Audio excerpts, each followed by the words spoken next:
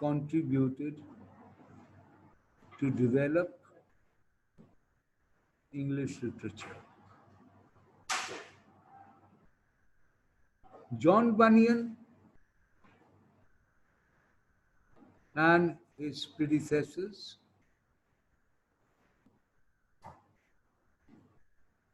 played a very vital role to give birth to a very vital age of 17th century. During this age, religion was gaining influence and secularism was being gradually defeated. But you can also find germs of secularism which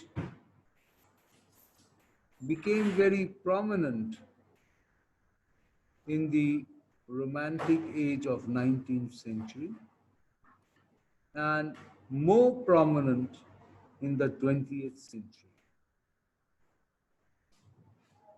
Students, to understand an age properly, we have to take into account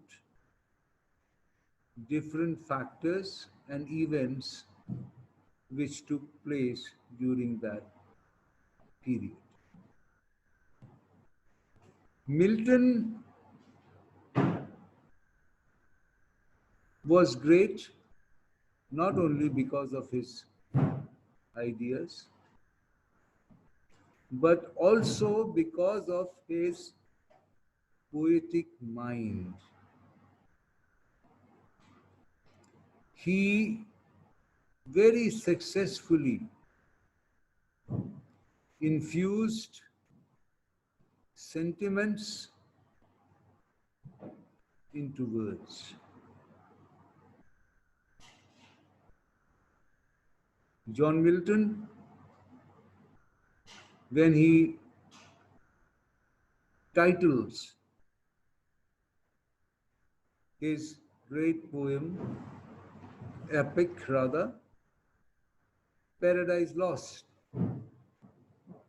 So he is actually mourning the weakening interest of his age in religion.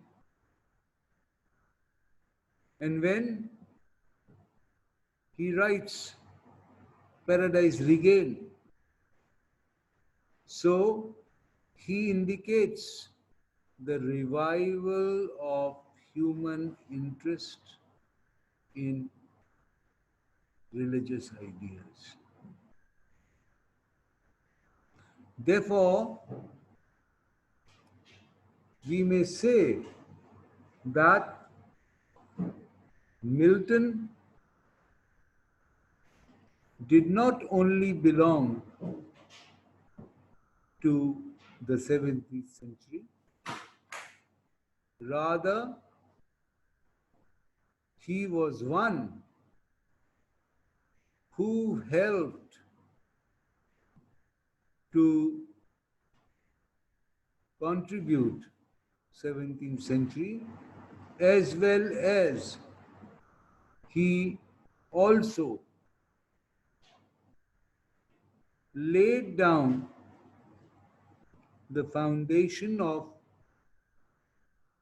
the 18th century. Alexander Pope, Dryden look different, but when you study them deeply, you realize that they are building the foundation laid down by John Milton.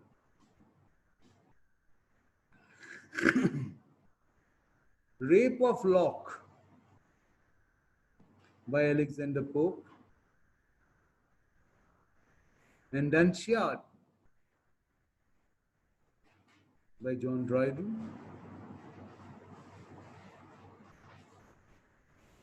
Also played a very important role to lay down the foundation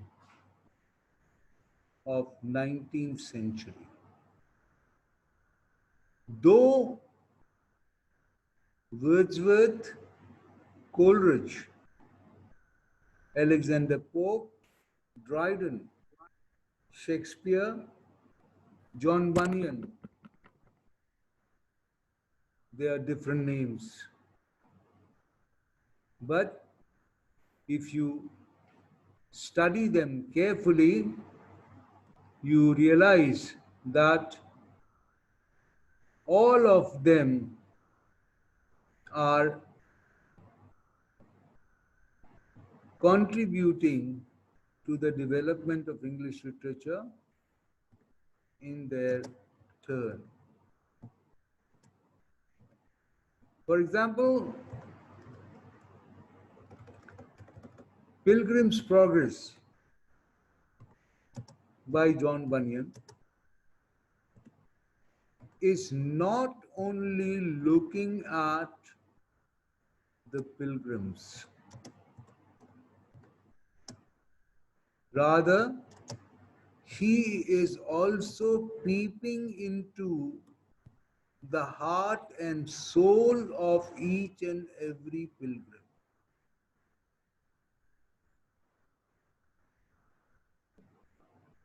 It means how a pilgrim develops interest in the pilgrimage that he is moving to, and how his other feelings also disturb him during his pilgrimage.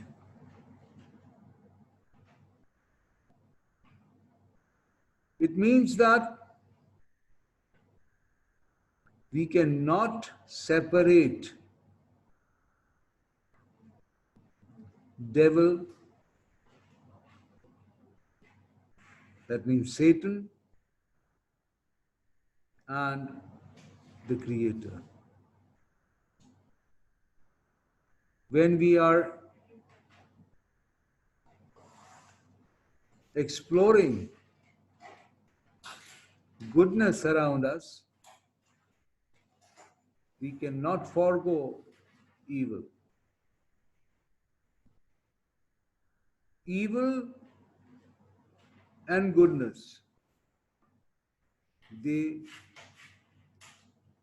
move shoulder by shoulder and cannot be separated from each other.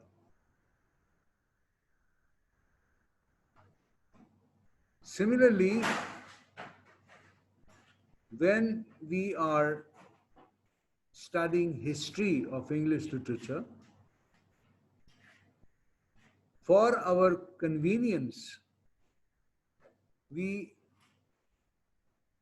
distribute it into different ages. But as a matter of fact, all ages are interlinked and interconnected. If Chaucer was not there, Shakespeare could not be born. If Shakespeare was not there, Milton could not be born. So on and so forth.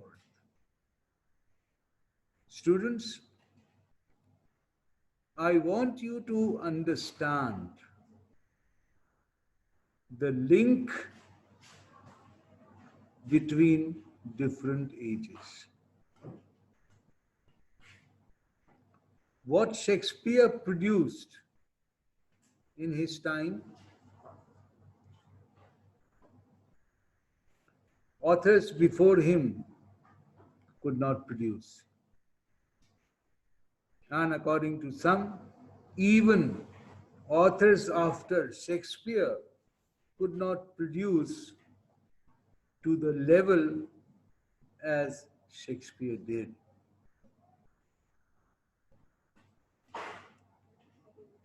Poets and authors belong to age or to an age historically, but spiritually they belong to different ages. They represent almost all ages if we study them deeply. For example, if we study William Shakespeare, Othello, in the character of Othello and Desdemona, we can very easily find a number of characters around us in the present age.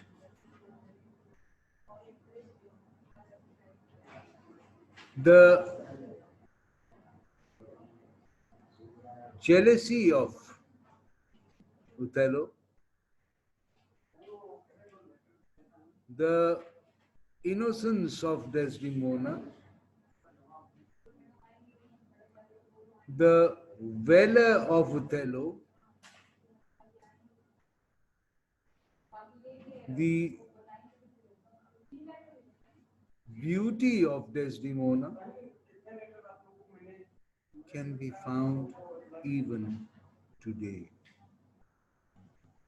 There are many Desdemonas around us, and there are many Othellos within us.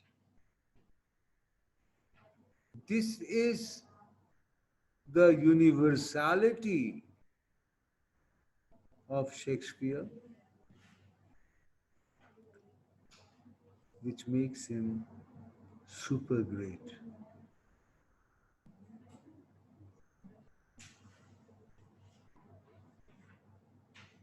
Actually, students, when you're studying literature, you should study your own life first. And believe you me, that all dramas, all novels, all stories,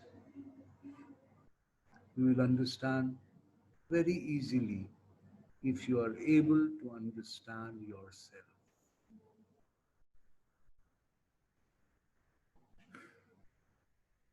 As someone said, if you want to study life, study yourself.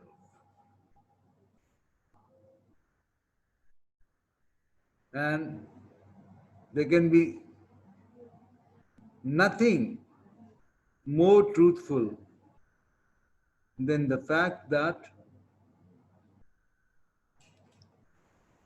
when we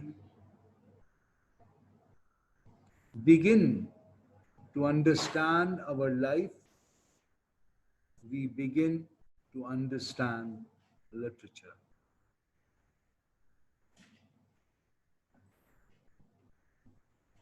John Bunyan's Pilgrim's Progress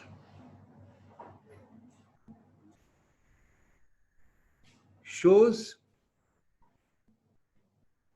our interest in our religious belief. And the very title, Pilgrim's Progress, indicates how our interest gradually develops and we are able to understand ourselves and in turn our life.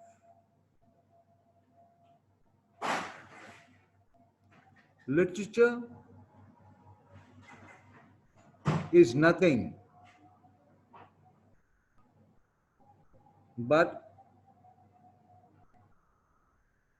study of life in a nobler way.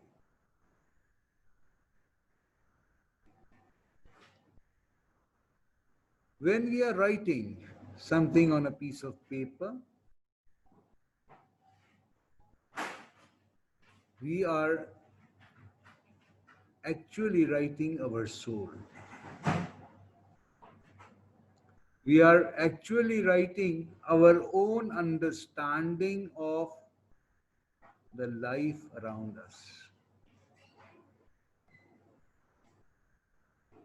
Look at Shakespeare's all plays. He is very cleverly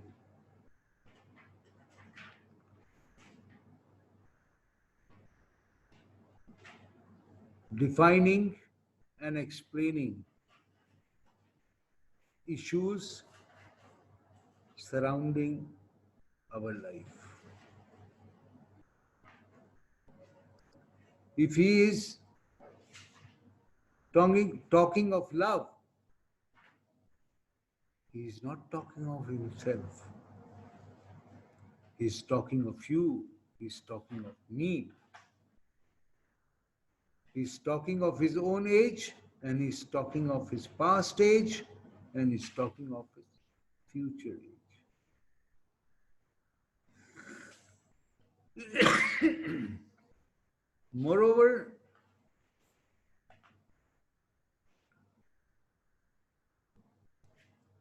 all the authors and poets, Alexander Pope, in his Rape of Lock,